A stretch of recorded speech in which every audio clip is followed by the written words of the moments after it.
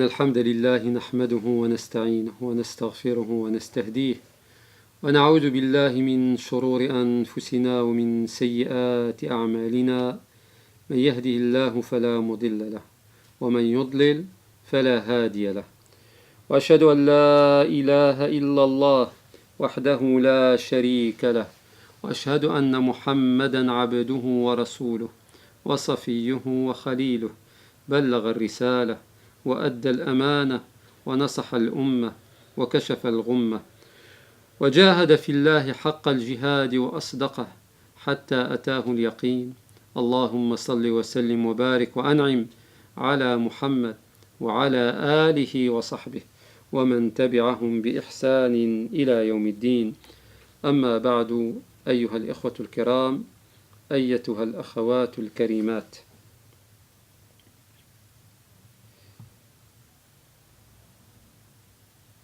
Donc les quelques conditions qui nous permettent à ce que nos invocations soient exaucées. Donc on a énuméré un certain nombre de règles qu'il va falloir respecter.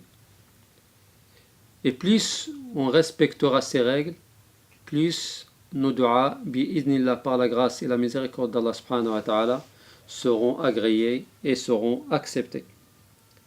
La dernière fois, j'avais rappelé que le croyant, quand il sollicite ou quand il invoque Allah Azza wa Jal, qu'il fallait qu'il se dirige vers la Qibla, qu'il fallait qu'il soit purifié, qu'il fallait qu'il lève ses mains quand il sollicite et implore Allah subhanahu wa ta'ala, qu'il commence par les louanges à Allah subhanahu wa ta'ala et le remerciement d'Allah subhanahu wa ta'ala, et aussi qu'il fallait faire les salutations sur le prophète sallallahu alayhi wa sallam.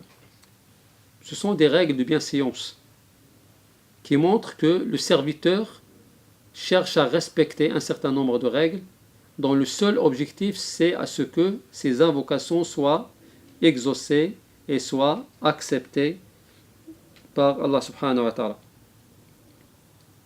Aussi parmi ces règles de bienséance qui favoriseront bi'idhnillahi azza wa jal à ce que les du'as soient invoqués, c'est quand vous sollicitez, mes chers frères et mes chères sœurs, quand vous demandez à Allah subhanahu wa ta'ala, quand vous l'invoquez subhanahu wa ta'ala, il va falloir que vous soyez dans la tawbah.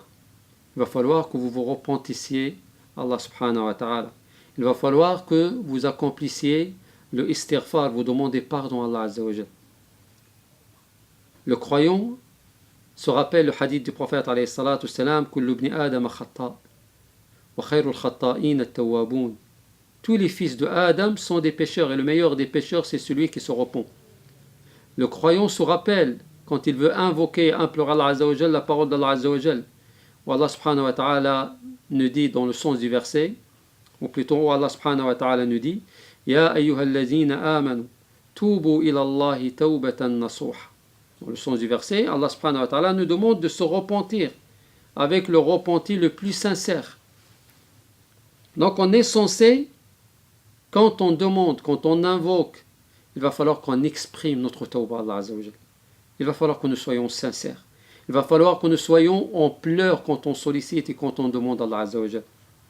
Il est regrettable de voir des frères et des sœurs quand ils invoquent Allah Azza wa Jal, quand ils le sollicitent, ils le sollicitent avec une certaine arrogance, avec un certain orgueil, en pensant qu'ils méritent.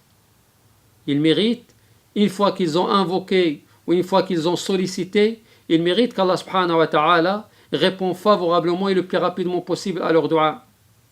Non, il va falloir montrer une grande humilité quand on invoque et quand on implore Allah Azza wa Jal. Il va falloir se montrer pauvre, il va falloir se montrer faible, il va falloir se montrer persistant dans les duas et en même temps convaincu.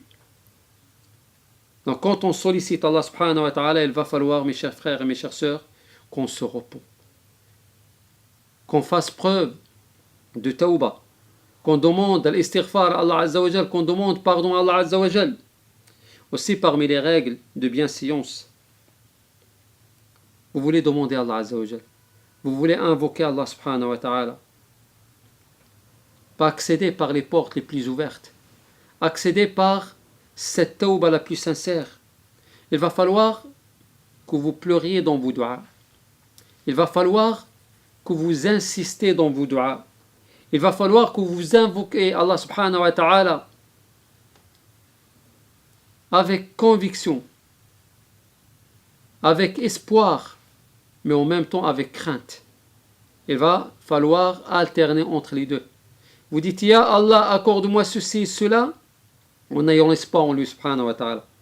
Mais en même temps, en ayant la crainte, en craignant son châtiment, subhanahu wa ta'ala. Donc, quand vous invoquez, quand vous implorez Allah subhanahu wa ta'ala, allez vers lui, persistez dans vos invocations et demandez à Allah subhanahu wa ta'ala ce que votre invocation soit exaucée, en ayant l'espoir en lui subhanahu wa ta'ala, mais en même temps en exprimant votre crainte face à un refus de la part d'Allah subhanahu wa ta'ala. Et un autre point qui fait partie de ces règles qu'il va falloir aussi respecter pour que les invocations soient exaucées, mais il va falloir, mes chers frères et mes chères sœurs, quand vous invoquez Allah Azza wa Jal, quand vous le sollicitez, quand vous l'implorez, invoquez-le, sollicitez-le à travers ses noms divins, à travers ses invocations. Soyez sûrs, mes chers frères, qu'Allah subhanahu wa ta'ala aime à ce qu'on l'invoque à travers ses noms divins et à travers ses attributs. وَلِلَّهِ الْأَسْمَاءُ الْحُسْنَى فَادْعُوهُ بِهَا. Allah Azza wa Jal possède les meilleurs noms, les noms divins. Et il nous demande à ce qu'on l'invoque, à ce qu'on l'implore, à ce qu'on le sollicite à travers ses noms et ses attributs. Il sera certainement dommage de notre part quand on invoque Allah subhanahu wa ta'ala, quand on ne met pas en avant toutes ces règles avec cette dernière que je viens de citer, à savoir l'implorer, le solliciter à travers le nom divin, ou à travers ses noms divins, ou à travers ses attributs. Quand vous sollicitez Allah Azza wa Jal, sollicitez-le par Allah, par Ar-Rahman, par Ar-Rahim, par Al-Malik, par Al-Quddus, par Al-Salam, par Al-Muhaymin, par Al-Aziz, par Al-Jabbar, par Al-Mutakabbir, par tous les noms qui sont les noms d'Allah Azza wa Jal, ou les attributs qui sont les attributs d'Allah subhanahu wa ta'ala. Et là, vous serez certainement, bi'idnillah, par la grâce et la miséricorde d'Allah Azza wa Jal, sûr que vos du'as seront bi'idnillahi acceptés et agréés. Et pour terminer cette série de règles et de bienséances, un autre point qui est aussi important et pour lequel la dua peut être acceptée et agréée par Allah Azza wa Jal, c'est avant même de faire la dua, faites des sadaqas. Profitez de la sadaqa, parce que la sadaqa c'est un moyen parmi les moyens qui permet à ce que les duas soient agréés, soient acceptés. Donc quand l'un d'entre nous veut faire des duas, veut solliciter Allah Azza wa Jal, veut solliciter sa miséricorde et sa clémence, veut qu'Allah Azza wa Jal soit miséricordieux envers lui. La moindre des choses, c'est que nous sommes censés aussi être miséricordieux envers les autres, envers les humains, envers nos frères et envers nos sœurs. Et cette miséricorde peut se manifester, mes chers frères et mes chères sœurs, à travers la sadaqa. Donc, qaddimu bayna aydikum. Donc, soyez, donnez avant même d'implorer, avant même de solliciter Allah Azza wa Jal des sadaqat qui permettront donc à vos du'as d'être acceptés et d'être exaucés par Allah subhanahu wa ta'ala. Donc, si les du'as, si les invocations faites par le croyant regroupent toutes ces conditions, regroupent toutes ces règles, bi'idnillah, il n'y a pas de raison à ce que cette dua ne soit pas agréée et à ce que ne soit pas acceptée. Et surtout, je dis, et surtout si en plus on sollicite Allah Azza wa Jal par l'ism al-a'zam, le meilleur des noms d'Allah Azza wa Jal.